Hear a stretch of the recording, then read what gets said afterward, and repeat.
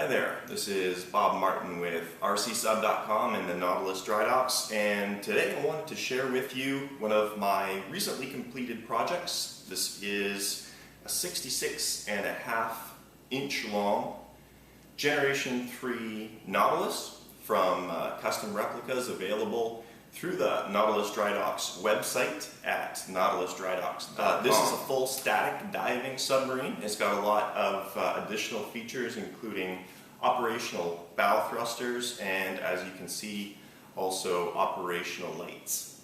I want to give you a brief rundown of it, how I put it together, so that you can see how it works. Looking at the outside of the model, incredible hull detail. All the rivets and panel lines are scribed into the hull. This kit came with a photo etch brass deck grating, which is perfect for venting the air out of the hull as the model submerges. These hatches, fore and aft, open and close, which are perfect for access points for power switches. Didn't utilize them on this particular build. You'll see how I did that internally in a few minutes. The color is a dark metallic copper, and that was chosen specifically because of the metallic component of the paint, which really reflects sunlight. With remote controlled submarines, obviously visibility is a huge issue, and so with the bright metallic paint reflecting that sunlight, it's much easier to keep track of the submarine when it's submerged or semi-submerged. The hull split on this submarine is probably one of the most challenging aspects of it in order to keep the cosmetics of it intact. One seam on the upper hull and none on the lower, which is quite a good way of handling that. You'll see how that works in just 1 minute. I have a plastic rudder extension on the back of the submarine that helps the turning performance of this model by approximately 50%. It makes a huge difference. And this is actually removable, so this model can be displayed very, very easily if you wanted to display it for static display. The other thing on the outside I'll point out before we get to the internal workings is the control surfaces. Obviously the rudder is the most obvious, and the stock rudder on the Nautilus actually works very, very well. With it being directly behind the propeller, you get some very good performance out of it. With the extension in, you get really superb performance. The only other control surfaces that you need for this submarine in the way that it's built are dive planes. Now, Harper Goff, when he designed it, obviously was not thinking too much about actual performance. This is a movie submarine after all. But you can see 6 dive planes. There's 2 aft, 2 forward, and then 2 trim tabs up front. Now they're located very close to the center line of the model. As such, because of their proximity to the center line, because of their size, and also because of the fact that they're embedded within these side keels, they actually don't give very good response at all. I would not recommend to any modeler to try and utilize the stock dive planes, although it certainly does look interesting if you get them operational and see them moving against each other. As such, in order to get pitch control, I elected to go with a gimbaled propeller in the rear, in that the propeller itself angles itself to give pitch control to the submarine. With that being the case, you don't see any obtrusive, non-stock dive planes sticking out of this model anywhere, and I'll show you how I rigged that up in just one moment. Alright, let's break into the model. I'll actually show you how I did the hull access and the internal workings of the submarine. Your hold down points on the hull are quite important. You don't want anything that's too visible to detract from the looks of this very beautiful model. So what I did is I actually made the forward ram the securing point. So to gain access to the interior of the model, you simply unscrew the forward ram, and what that does is it releases the catch on the inside.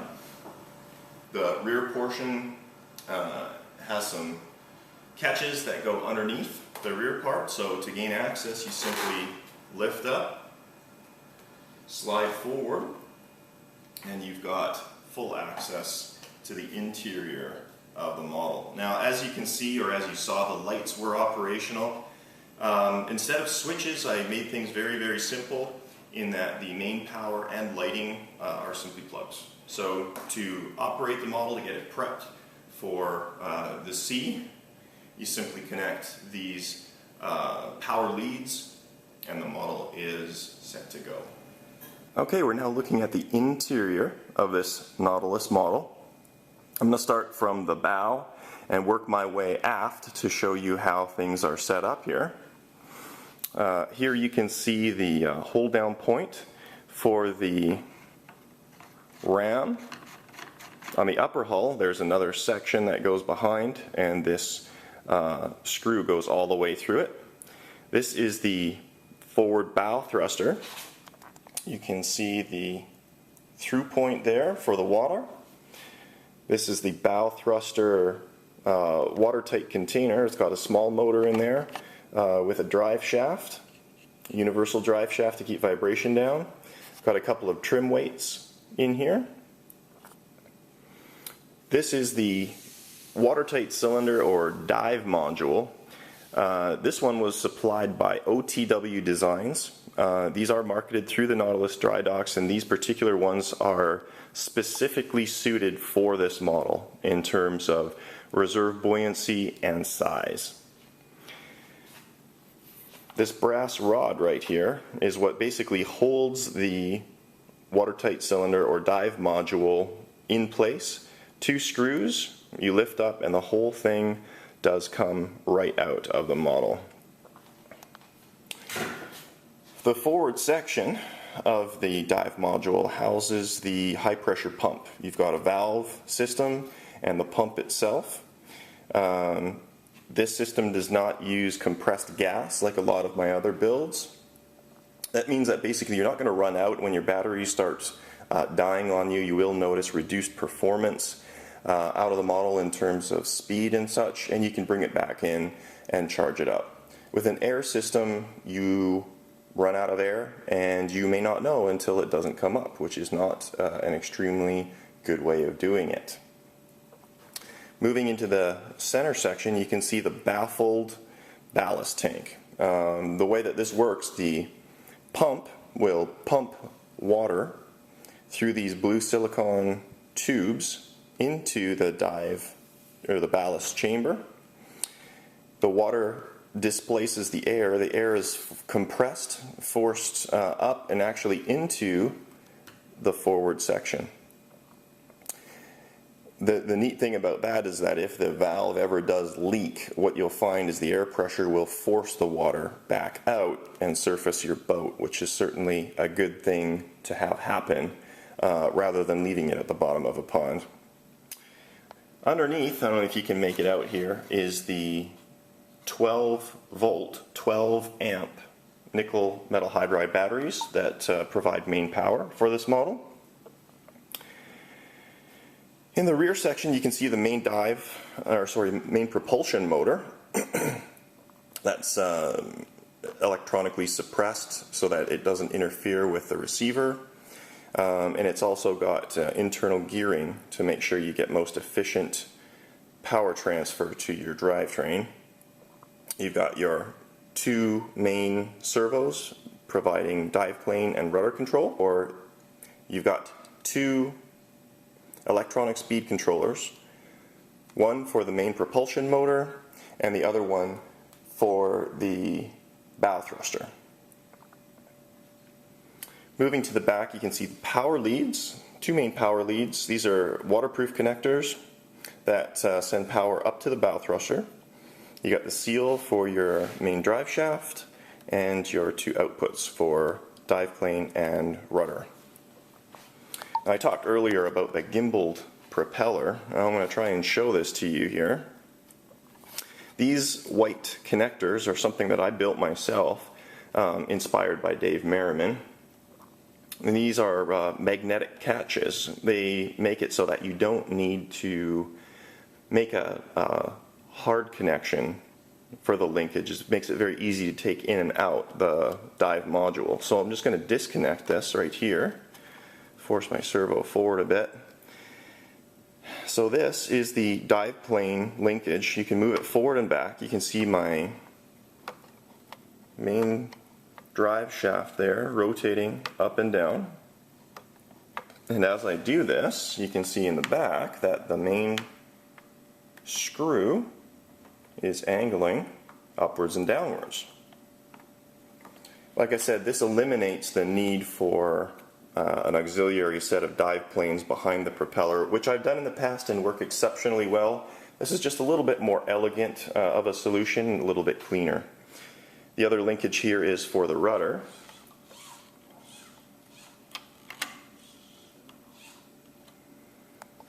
And you can see we get good travel on that. So simply put, this is the internal workings of the Nautilus model. The hold down catches for the dive module. These are the hold down screws that hold the end plate onto the module, and all I did is make some receptacles in here that the screws press into. So to install the dive module, you simply slide it in from the front, get your screws in place, drop the front of it down, and drop your grass bar in place. And that's it. Very simple. In regards to building submarines, my philosophy is to try and keep it as simple as possible. While all of the features that are out with some of the other kits are extremely fun to have, they also tend to be high maintenance. The more things you have, the more things you have to go wrong. And when you're running a submarine, the last thing you want to be doing is hunting for it at the bottom of a murky pond. It's much more fun to have that simple, reliable submarine that you can keep bringing back time and time again. I'm just going to make a quick comment about the wheelhouse on the Nautilus, which is actually another challenging area. With the RC submarine, what you're going to find as you submerge, the water level obviously is going to end up rising. Some people elect to keep the detailed area, the wheelhouse area, sealed. Not a very good idea. It's off-center. It requires a lot of ballast to get drawn underneath, and it really does make it quite challenging to trim up properly.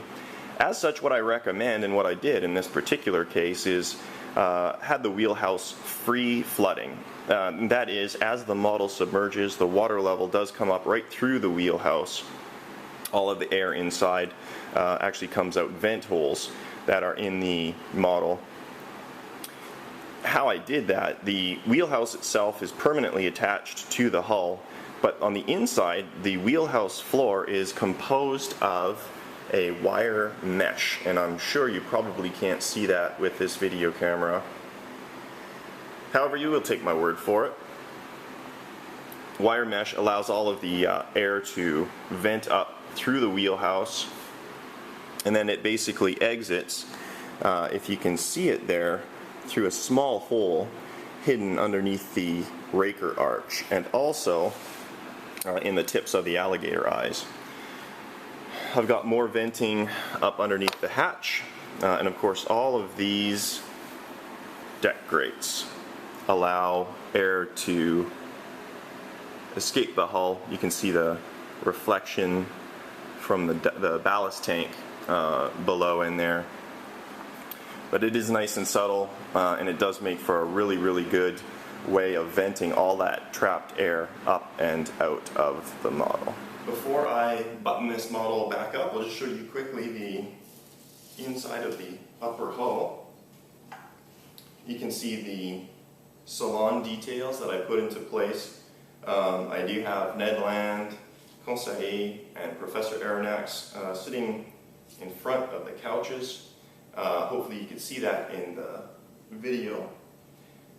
You've got flotation foam that I painted black that you can't see here all along the upper surface, and that basically compensates for the weight that I have embedded in the lower hull of the model.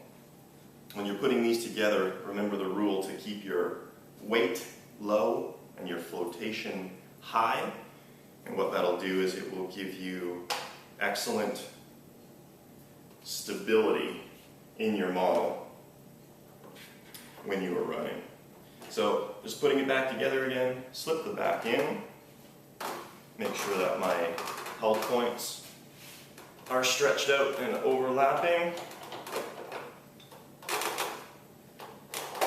Pinch the two halves together, screw in my ram, and you have it buttoned up in a matter of a few minutes. Thank you very much for checking in.